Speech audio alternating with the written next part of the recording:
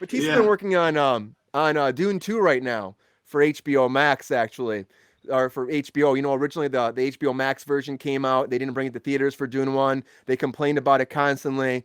Well, that was a huge problem for HBO Max and for Warner Brothers. So because of that, now they decided to sell a lot of their shows or license their shows off to third-party streaming platforms in order to make revenue off of ad tier programming. So that's happening right now in the news where they've sold it off to Tubi and to Roku right now. So that's something that's happening. And with that, we're going to move into our next subject. I just want to talk about Tubi and Roku.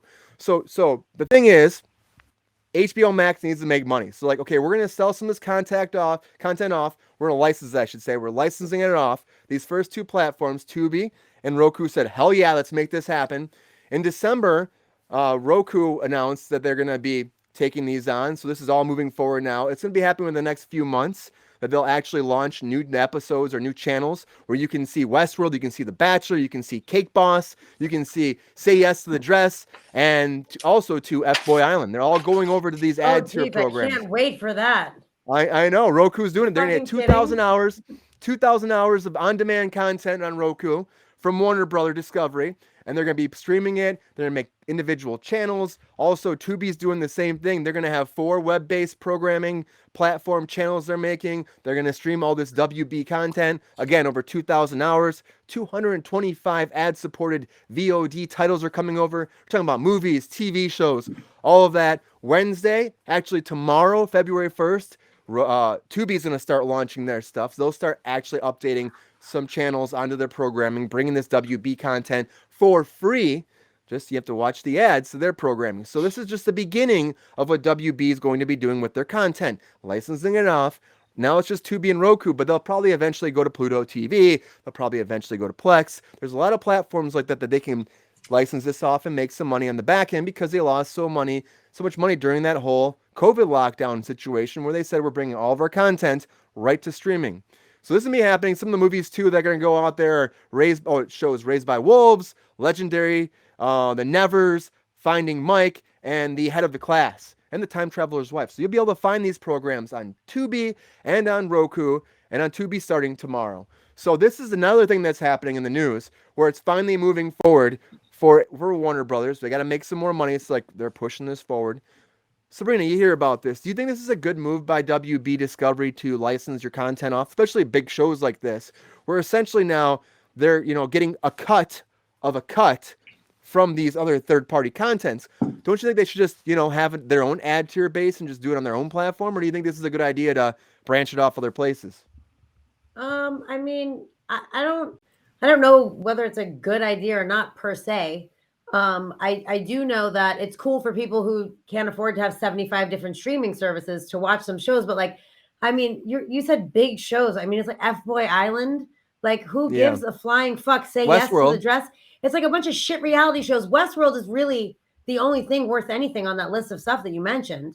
And like, so I mean, yes, and it's the fact that it's on demand. So you can go on. Show. Not for me. You can go on Roku or Tubi and watch it like on demand, which is cool. And I think it's great for, people, like I said, who can't afford to have 52,000 streaming services. That's great. I love Roku. I love, the fact that they do that. I love Tubi. I love that they do that. The Valley is on Tubi and Roku, by the way, also to stream for free. So I definitely support that. However, paying for HBO Max, if I want to watch Westworld, I would like to watch Westworld without fucking commercials, but you can't. You're going to have to go to Tubi or Roku to watch it. So I don't particularly like that aspect of it. Yeah, I was shocked they were doing that too, because I'm just like, when I first heard it, and it was back in December that they were actually talking about this HBO Max, and that's when it kind of came out. And it's like you're pulling all these big tier, high budget TV shows like Westworld and low tier stuff, like you're saying, like the F-Boy Island and the Housewives. I don't know. They have a lot of weird reality shows. Crap.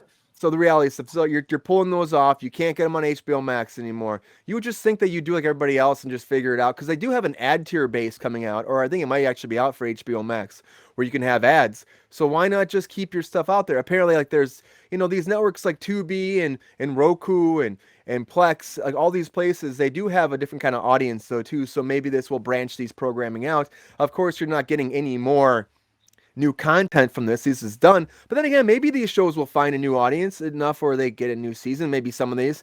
I can't imagine these kind of networks, they're not really making big products like this. They're just licensing things, which is pretty much how they work.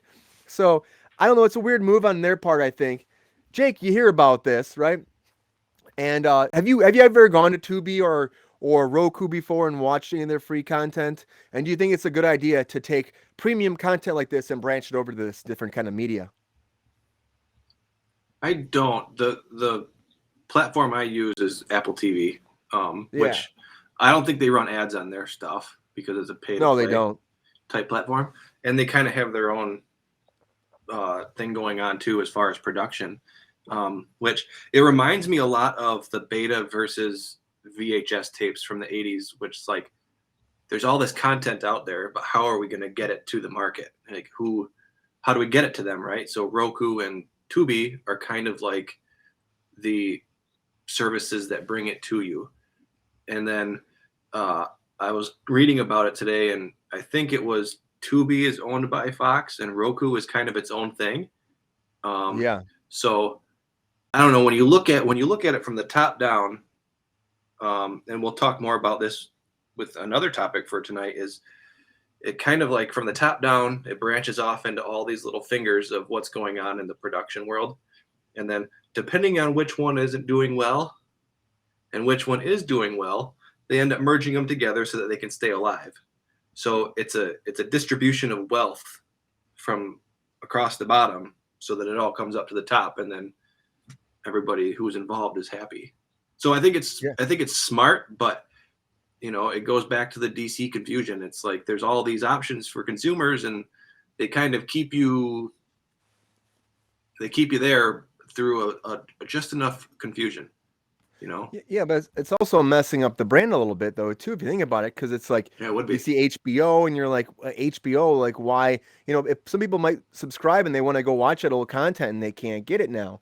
Yeah. So that it's like, well, people might be pissed about it being someplace else, and they don't want to watch ads. Like Sabrina said, like who wants to watch ads sometimes if you're paying for a premium thing?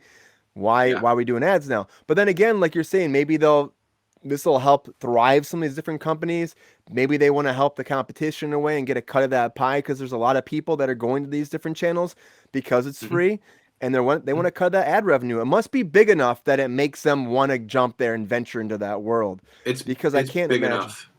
Yeah, it's way big enough. I think before Fox acquired Tubi, they had over 33 million subscribers, or 200 million, something like that was the last figure I saw, was how many people were using the platform regularly. So it's a big chunk, and it's they're just like you said, they're spreading all their content.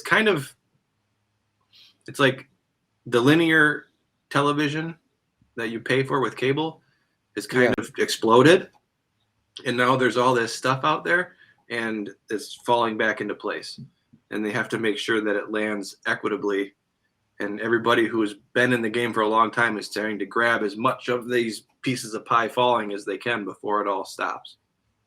So because that's the thing, you never know when it can give, and it's different now with Tubi and stuff. They have all these different live channels. It's almost to the point where you don't need cable because you get all these free live channels as it is, and then you're just dealing with the ads. It's like taking out that middleman, that big company. There's like no need for it, and eventually it'll be gone because of this. And then maybe this is a way of Warner Brothers just getting into that, getting cut of that money. And the thing is, like Rachel just said in the comments, she hasn't watched Westworld. Well, unfortunately, now that it's pulled off HBO Max, you're going to have to do it with ads. That's just what it's going to be. That's the new world. We were talking about how like all of these streaming platforms, you pay a monthly subscription, but how do they make up for the loss in ad revenue, right? If there's only money coming in, and Sabrina, you said they're making plenty of money. Like this isn't a thing, but now they have you paying for their service, and then they're going to throw advertising revenue in on top of it. So Now they're It's making kind even of, more money than they ever made before. Mm-hmm. Before it was just ad based. Now that you Yeah. have a guaranteed income, and on top of Yeah. that, you have ad based revenue as well. Yeah, Sabrina, so they you hear threw about in that? like a. They're Sorry, doing go a ahead. whole nother level. No, they're doing Yeah, another level of profit, which is making sense. Like as a business, like that makes total sense. So it this is does. maybe what HBO is like. I'm gonna get this. We're gonna make this money. I mean, think about that. How many hours of content? To over 2,000 hours that are going by both platforms, and this is just the beginning.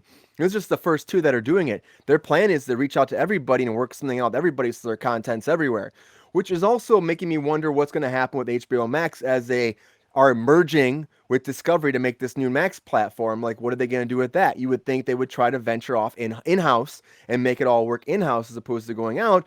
But then again, if they don't have to, this might be good for them. They're so in the hole right now. They need to make money.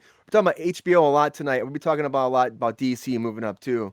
But it's to me, I'm just like, I was fascinated by it. I'm like, oh, it's a whole different thing here. They're changing up the game. And we'll see where that goes, honestly.